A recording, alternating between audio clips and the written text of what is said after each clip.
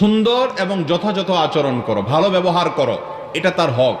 আমরা আবারও বলছি, আল্লাহর হক আমরা অনেকে আদায় করি, নামাজ রোজা আমরা অনেকে করি, কিন্তু স্ত্রীর হকটা আদায় করি না, তার সাথে সুন্দর ব্যবহার করি না, তার প্রতি খেয়াল রাখি না।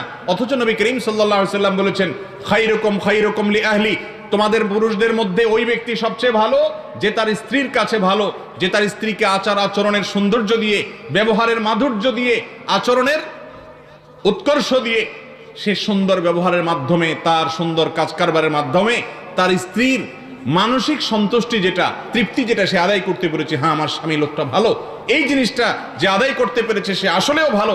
নবী সাল্লাল্লাহু আলাইহি ওয়াসাল্লাম বলেছেন, আর আমি হলাম তোমাদের মধ্যে পরিবারের কাছে সবচাইতে ভালো মানুষ। আমার পরিবার, আমার স্ত্রীরা আমাকে সবচাইতে ভালো হিসেবে স্বীকৃতি দেয় মন থেকে।